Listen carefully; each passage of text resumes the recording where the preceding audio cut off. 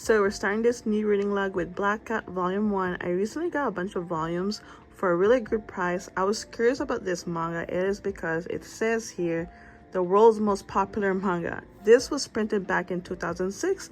And so it is called Black Cat because our main character named Train, I guess he either inherited a special power 2 years ago from a former that carries the name Black Cat. He used to be also in an organization, but he left, and now this organization wants him back, I guess due to his special power. Basically, he doesn't die and he can move really, really fast. So he has a partner named Seven. They're both called sweepers, also known as bounty hunters. So their job is basically, catch some bad people and then turn them in for a reward. So that's pretty much their job. And then suddenly they bump into this girl. She's a thief, but then she has like a contract with the government. So basically she's not really like a criminal. Anyway, so she wants them to join with her because she has a special mission, and this mission is very dangerous. She can't do it by herself. Basically, the main leader of this organization, apparently the leader is running probably an illegal experiment that deals with nanotechnology, and then basically inserting this nanotechnology to human and make them like a special weapon. So Train decided to do a little recon and just check out this place before the big mission, and he did witness a girl with a special power, and he decided to intervene because that's how he is.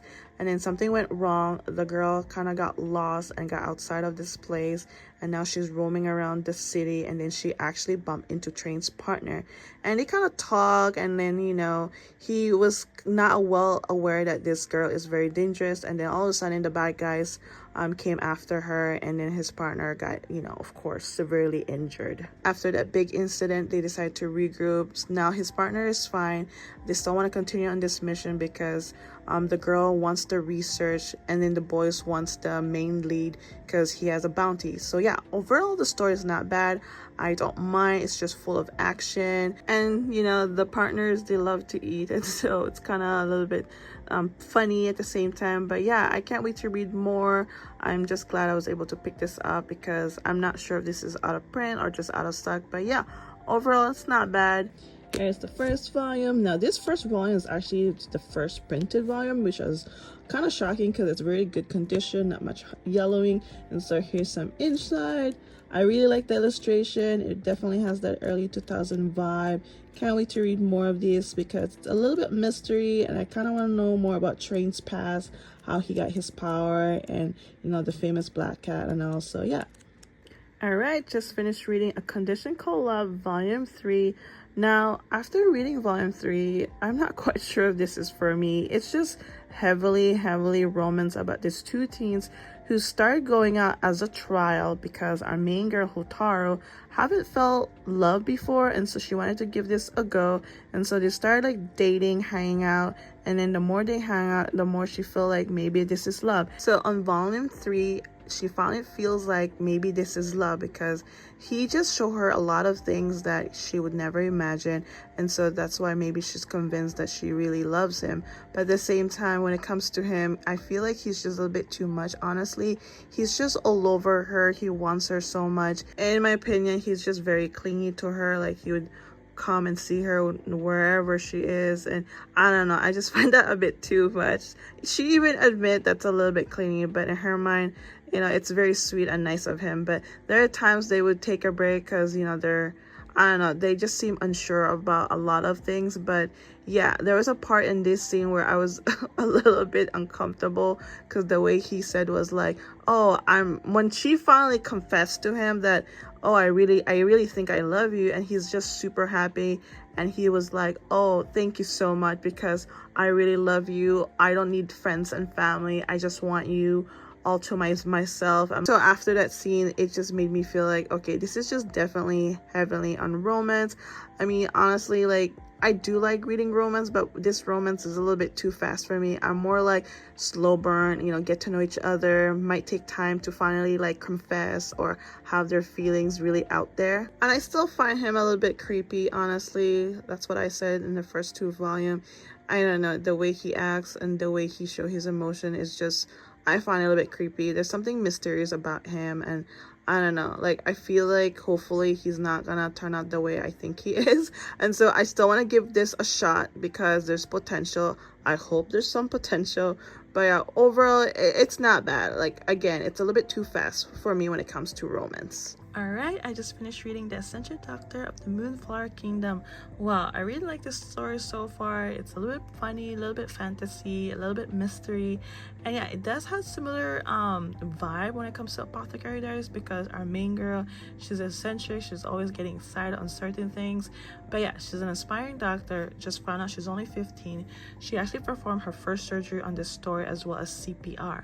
Now, ever since she performed a CPR, everybody's been talking about her, how she saved someone, and then that kind of inspired later in the story to open a clinic in the Moon Kingdom, because it kind of makes sense. And then at the same time, she doesn't want to go back home because her father is gonna definitely get mad, because, you know, she's still young. I'm not even sure if it's required to have like a license or something, but overall, yeah, she's very eccentric. She has a little bit of fetish, and one of the reasons she decided to stay in the kingdom is to find men with muscles. And so that was kind of hilarious. She's like going crazy. And then there's also a group of people in this story where they believe their way of things is much more effective when it comes to medicine. So their focus is mostly word of wisdom, faith, and spiritual. And they also have this incense burner that's supposed to help someone feel calm. It's not always effective because it depends on someone's condition, and that is why one of the characters had to get surgery, because the whole thing about word of wisdom or being spiritual, it didn't work. And so yeah, it was very successful. Now she sort of bumped into the lead, and so she doesn't even know that he's the leader of this they call themselves STEM sect. But anywho, we get to learn more a little bit about them, but not too much. But it seems like, you know, they want to like spread their wings and have believers to follow them, if that makes sense. So they might be one of the enemy, because there is another enemy on this story. And so one of the consort wants to plot and assassin the first prince. Now the first prince is one of the main character, and then he was the one who brought the doctor. Now they don't know that he is a prince because he wants to keep that a secret for now. And the consort also introduced the king, the STEM sect, because he wasn't feeling well, and so they used them to help him feel better. So yes, we have two enemies in this story for now. They're just kind of laying low, trying to gather more information. But other than that, yeah, I really like the story. It's funny and there's a lot of mystery. Yeah, very similar to Apothecary Diaries, but other than that, yeah, looking forward to read more and see where the story goes. I decided to switch gear and read Timon's B-side, read volume 1 and 2. This was quite funny and a little bit silly, but yeah, it's still cute to read. So Timon is in a boy band. He's very popular among the group. Then one day his housekeeper had to skip work. The replacement housekeeper happened to be a young girl and one of the biggest fan of him. It was quite a unique experience for her to meet her idol looking kind of emo.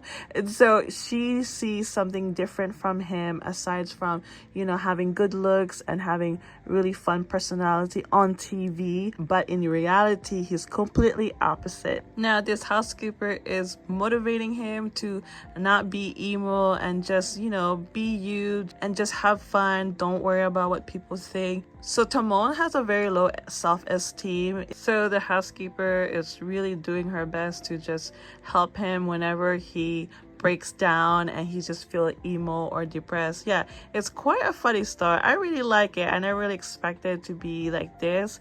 I thought this was a BL for somehow, but anyway, it's not a BL. It's actually a really cute slice of life regarding about an idol. However, his life is completely opposite. He goes through so many emotion and breakdowns, and then suddenly a fan girl decides to help him because she's a housekeeper for him. So throughout the story, her job is basically help him, motivate him, make sure that he's gonna be okay, because he again has a very low self-esteem. But yeah, I really like this story. I'm glad I picked it up because I wanted something like slice of life after reading, you know, big fantasy. So volume 1 and 2. So volume 2 is a library manga, and then I own volume 1. So here's some insight. I gotta show you. Okay, here's the emo of Timon. It's I it was a complete shock. Like, that's his emo and that's the housekeeper. Like, the moment she met him, like, she knew it was Timon, but like she didn't expect Timon to be like so emo. If you don't know what's emo, it means emotional. I'm a millennial. We use emo. If you know, you know. But yeah, here we go. That's Timon. And yeah, he looks so completely different from his, when he's singing and dancing. But yeah, I really like the story. It's quite funny, but at the end of it, like, he learns a lot from the housekeeper because, again, he has a low self-esteem. Now, at the end of the volume, the agency of the boyfriend wanted to make some changes by replacing the center position. Now, that used to be Timon, and he kind of agrees, but then the housekeeper wants to motivate him, like, no, you have to keep that position. And in order to keep that position, he has to go through a trial of competition, and now he's very motivated because of the housekeeper. But yeah, it's gonna be interesting if he does keep his position or not. We will see. All right. Finally, Apothecary Diaries Volume 12. I've been waiting for this, since April. It just came out this month. And it's so ridiculous because Volume 13 does not come out until next year, April. So I'm just going to review this Volume 12. So, Mama, she's very cute. She's very sarcastic. I like her. Now, this is full of mystery. She mostly focuses on herbs and plants. So, she got invited by Sir Jinshi to go to a hunt. And during this hunt, Sir Jinshi decides to disguise himself as another lord. I guess he knows that he's being targeted, which is true. Someone was trying to fire at him, and so Sir Jinshi and Mama had to go over a waterfall, and now they're stuck at this cave. And then during this time, Mama discovers something about him, which is, I don't know if I can say it here. Let's just say she thought Sir Jinshi doesn't have anything down there because as a eunuch, back in the days, you're not allowed to have it in case. I'm so sorry, that was very vague, but if you know, you know. At this time, Sir Jinshi was planning to say something to Mao Mao. However, they got disrupted because they finally got rescued. Again, another mystery. This story is full of conspiracy. Apparently, Sir Jinshi is being targeted because throughout the story, there's been numerous of deaths and clues regarding whether he is being targeted. And so, yeah, really, really good volume. I can't wait for volume 13, which really sucks because now I gotta wait for 8 months. I have the Japanese volume, but I can't read Japanese. I tried to use the translation, but it doesn't work as well because it's all all over. But anywho, really, really good series. Can't wait for volume 13 in 8 months. I finally got a chance to finish Banana Fish Volume 1. I've heard of this manga. It seems like it's very popular. A lot of manga collectors always praise this, so I was curious and decided to get Volume 1 from Mage's Emporium. And so you got this guy named Ash. He's only 17. He's in a gang, I believe, and then he's also involved with another gang because the leader took care of him when he was young. Now this other gang wants something from him because they found out that someone gave him something, and now they're curious, and so now they're trying to find a way to kidnap him, attack him. And so they did. Ash was in a bar, and then this gang decided to attack, and yeah, there was a big brawl. It was crazy. And then one of his men were kidnapped, but then the other one is not his man. He's just happened to be a photographer from Japan. He decided to visit the US with his partner to learn about, I guess, crimes in the US or something, because when I started reading this manga, I was a little bit confused. I don't know what was really going on. And then not to mention all the characters here. Well, most of the characters here looks the same. So I was wondering who was this. And then the story started about these guys who's serving the war in Vietnam. And then one of the soldier went crazy. And then in the end, he mentioned banana fish. So they're saying banana fish could be a drug that may cause someone go hysteria. Not that much information yet, but for now it's mostly focused about this young guy named Ash. So Ash decided to go after them. Of course, he got caught, and then they did find a way to escape. However, they still got caught. But then the Japanese photographer was able to escape and ask for help. So of course, Ash is still caught, and now the police are after him because now they know exactly the location. And so yeah, not bad of a story. I really like it so far, even though it took me a while to kind of figure out what was going on.